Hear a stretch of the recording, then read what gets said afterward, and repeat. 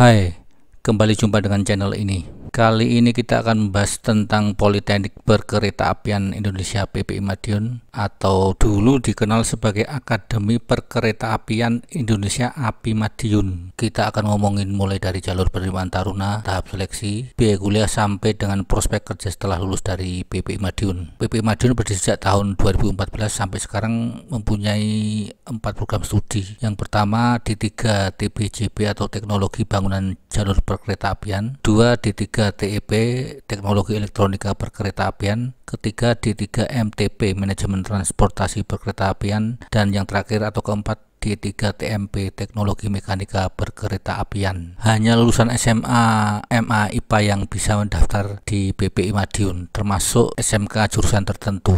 Dengan kata lain, jurusan IPS belum diberi kesempatan untuk mendaftar di PPI Madiun. Oke, langsung kita bahas mengenai penerimaan calon taruna PPI Madiun. Ada 3 jalur pendaftaran, yaitu 1. Pola pembibitan atau Polbid. Jalur ini sama dengan ikatan dinas, di mana taruna yang lulus pendidikan nantinya akan diangkat menjadi CPNS di lingkungan Kementerian Perhubungan. Sebenarnya ada 2 pola pembibitan, yakni jalur pembibitan pusat dan jalur pembibitan daerah. Namun khusus PPI Madiun hanya membuka jalur untuk Polbid pusat. Artinya semua dapat mendaftar pada jalur ini tanpa melihat daerah domisili yang bersangkutan. Penempatan bisa di mana saja tergantung keputusan dari Kementerian Perhubungan. Dan ingat, pendaftaran jalur pembibitan hanya melalui portal sscasn.bkn.go.id. Perlu kalian tahu bahwa tahun 2020 ini sudah dirilis resmi jadwal pendaftaran ikatan dinas yang akan dimulai pada tanggal 9 sampai dengan 30 April. Namun untuk kota belum diumumkan termasuk PPI Madiun. Kalau dilihat tahun 2019 yang lalu, jalur Polbid untuk PPI Madiun dibuka untuk semua program studi. Total kuota yang dibutuhkan sebanyak 100 orang.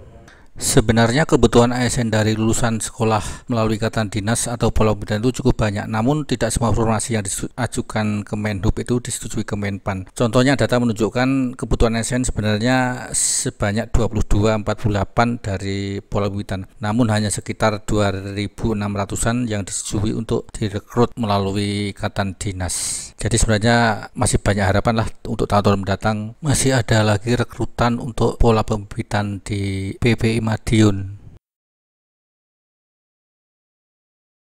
Yang kedua, penerimaan taruna melalui jalur reguler. Pada jalur ini pendaftaran akan dibuka setelah proses tes kemampuan dasar TKD jalur pembibitan telah usai dilaksanakan, sehingga calon taruna yang gagal di jalur Polbid dapat mendaftar pada jalur reguler. Pendaftaran jalur reguler untuk semua perguruan tinggi di bawah BPSDM Kemenhub termasuk PPI Madiun hanya melalui satu portal, yaitu sipencatar.debhub.go.id. Kalian dapat langsung mengunjungi laman di atas sekaligus dapat melihat persyaratan yang dibuka pada tahun lalu. Saya yakin persyaratan dan tata cara pendaftaran tidak berbeda jauh dengan tahun ini.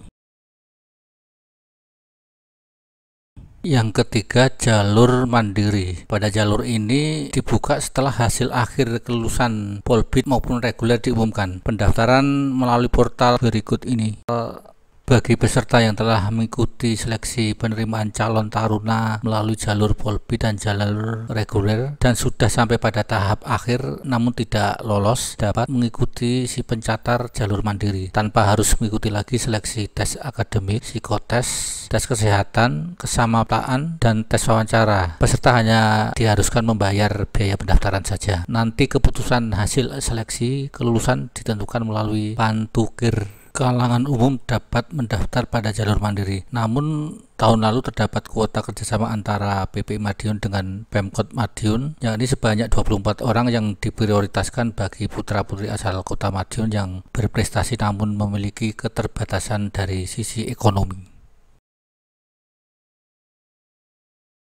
Lalu apa perbedaan antara jalur Polbid, reguler, dan mandiri? Pertama, output lulusan. Jalur Polbid diangkat menjadi CPNS dan bekerja di lingkungan Kementerian Perhubungan, sementara jalur mandiri dan jalur reguler diarahkan untuk bekerja pada industri perkeretaapian seperti PT KAI, PT MRT, PT LRT, KRL, Skytrain, dan lain-lain. Yang kedua, perbedaan pada biaya kuliah. biaya pendidikan jalur Polbit selama mengikuti perkuliahan ditanggung oleh pemerintah. Yang termasuk biaya pendidikan itu antara lain SPP dan biaya masa dasar pembentukan karakter. Namun untuk biaya non-akademik seperti seragam, permakanan, kegiatan-kegiatan ketarunaan, wisuda itu menjadi tanggungan calon taruna tersebut. Sedangkan jalur reguler dan mandiri semua biaya ditanggung oleh taruna. Namun ada perbedaan antara jalur mandiri dan jalur reguler untuk SPP per semester. Jalur mandiri biayanya lebih mahal atau lebih tinggi, bisa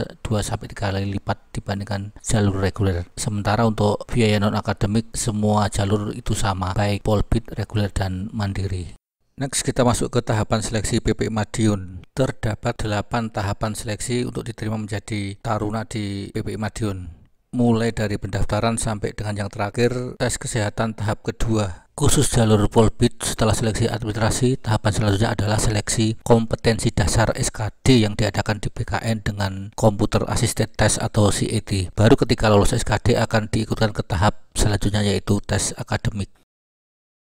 Lanjut ke biaya kuliah, bahwa biaya kuliah di PPI Madiun ada 2 komponen, yakni biaya akademik dan kedua biaya non-akademik. Biaya akademik terdiri atas SPP dan biaya masa dasar pembentukan karakter atau mada tukar. Sedangkan biaya penunjang akademik meliputi seragam, biaya permakanan, biaya kegiatan ketarunaan, wisuda, dan lain-lain. Dari tabel dapat dilihat bahwa biaya akademik masing-masing jalur penerimaan taruna berbeda. Untuk Polbit, mada tukar sama SPP gratis. Reguler biaya mada tukar 5,5 juta, SPP 3-5 juta. Sedangkan untuk mandiri biaya mada tukar 5 juta sama dengan biaya reguler, tetapi SPP-nya lebih tinggi, yakni 14,5 juta.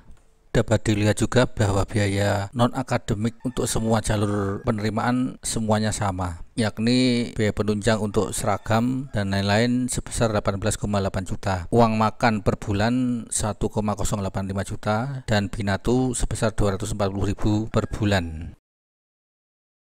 Sekarang kita ngomongin soal prospek kerja PPI Madiun. Sampai saat ini PPI Madiun telah meluluskan sebanyak 3 angkatan. Faktanya hampir semua lulusan dari 3 angkatan tersebut 100% bekerja di industri perkeretaapian Indonesia seperti PT KAI, PT MRT, PT LRT, KRL, Skytrain, dan lain-lain. Data dari Rencana Induk Perkeretaapian Nasional atau RIPNAS juga menunjukkan bahwa sampai tahun 2030 Perkeretaapian Nasional membutuhkan SDM sebanyak 78.740 sebagai operator, perencana, pemeriksa, dan perawat. Sisanya sebanyak 1.720 regulator untuk ditempatkan pada bagian perencanaan, inspektorat, dan sebagai auditor. Semoga informasi ini bermanfaat. Sampai jumpa pada kesempatan lainnya, dan terima kasih.